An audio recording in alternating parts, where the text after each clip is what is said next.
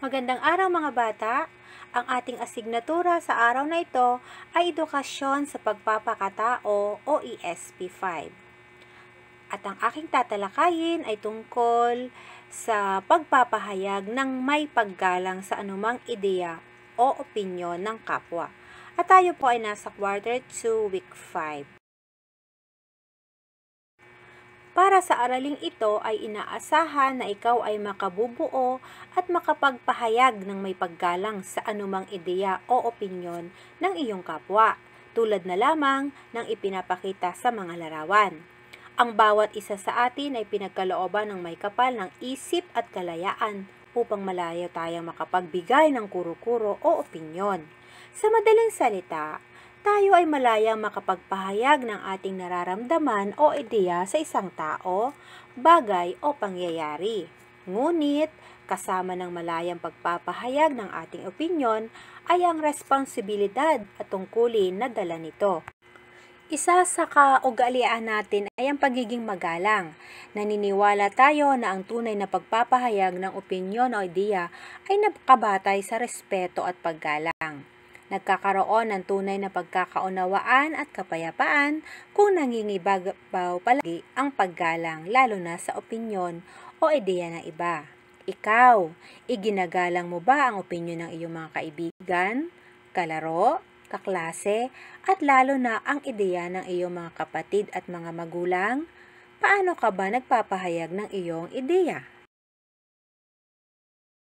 Sa ating bansang Pilipinas, mayroon tayong tinatawag na Freedom of Speech, Article 3, Bill of Rights, Section 4. Ito ay ang malayang pagpapahayag ng opinyon na hindi hinahadlangan ng sinuman, ngunit ito ay mayroong limitasyon.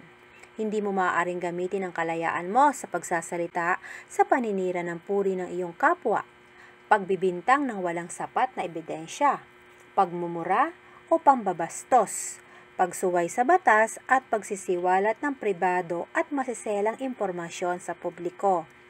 Ang mga ito ay may karampatang parusa kapag iyong nilabag, kung kaya't ikaw ay maging maingat sa iyong opinyon. Ang pagbibigay ng opinyon sa bawat isa ay hindi isang paraan upang malaman kung sino ang tama o kung sino ang dapat manalo. Ang pagbibigay ng opinyon ay daan upang magkaroon ng bagong kaalaman at makapagbahagi ng sariling kaalaman na magtatapos sa isang makabuluhang usapan. Ang ilan sa mga paraan dito ay ang mga sumusunod. Una, pakikinig ng mabuti sa opinyon ng iyong kapwa. Ikaw man ay sumasang-ayon o di sumasang-ayon, makinig ka muna. At pagkatapos ay maaari mong ilahad ang iyong opinyon sa maayos at mahinahong paraan. Ikalawa, ilagay ang sarili sa sitwasyon ng iyong kausap. Ito ay isang paraan upang mas maunawaan ang opinyon ng kausap.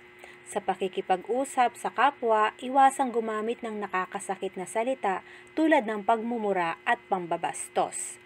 At ikatlo, isaalang-alang ang damdamin ng taong kausap. Ang magandang ugnayan ay palagi nagtatapos sa magandang usapan. Para sa iyong gawain, ito ang panuto. Basahin ang bawat sitwasyon at bilugan ng letra ng pinakaangkop na sagot sa mga sumusunod na sitwasyon. Para sa iyong gawain, ito ang panuto. Basahin ang bawat sitwasyon at bilugan ng letra ng pinakaangkop na sagot sa mga sumusunod na sitwasyon. Maraming salamat mga bata, sana ay may natutuhan kayo sa aking ginawang pagtalakay.